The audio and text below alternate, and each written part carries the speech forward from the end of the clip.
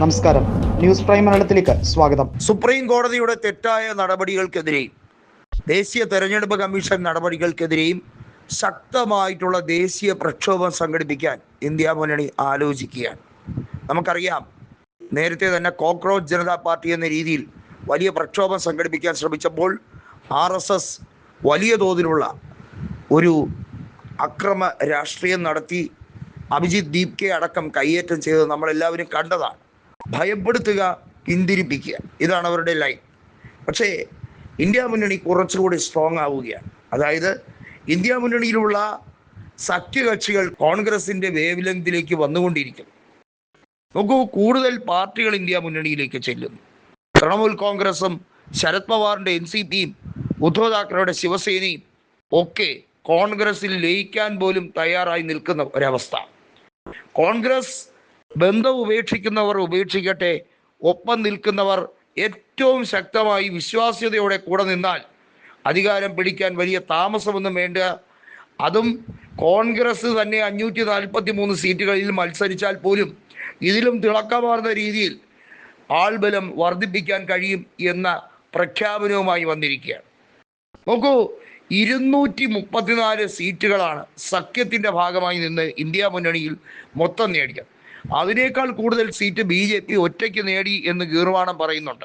പക്ഷേ യാഥാർത്ഥ്യം എന്തെന്നാൽ, ഈ രാജ്യത്തെ കോൺഗ്രസ് ആണ് ഒറ്റയ്ക്ക് മത്സരിക്കുന്നതെങ്കിൽ മറ്റുള്ള രാഷ്ട്രീയ പാർട്ടികൾ കോൺഗ്രസിൻ്റെ മഹാപ്രസ്ഥാനത്തിൻ്റെ ഭാഗമായി ലയിച്ചാൽ ഇതിൽ കൂടുതൽ വോട്ട് ഷെയറും സീറ്റും കിട്ടുമെന്നതാണ് യാഥാർത്ഥ്യം.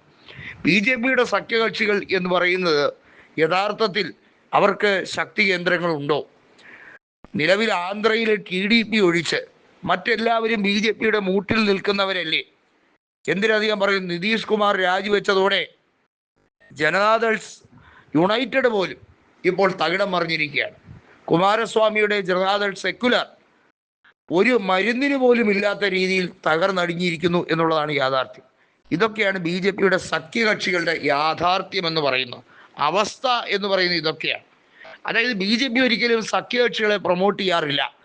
NDA എന്ന് പറയുന്നത് ഒരു മുന്നണി സംവിധാനമായി പേരിന് മാത്രമാണ് അമിത്ഷാ അതിൻ്റെ നേതൃത്വത്തിൻ്റെ ഭാഗമായി ഇരുന്നു കൊണ്ട് മുന്നോട്ട് കൊണ്ടുപോകുന്നത്. പക്ഷേ യഥാർത്ഥത്തിൽ BJPയുടെ ആഗ്രഹം ഈ രാജ്യം മുഴുവൻ ഒറ്റയ്ക്ക് ഭരിക്കണം, മറ്റൊരാൾ തീരുമാനമെടുക്കാൻ തയ്യാറെടുക്കരുത്.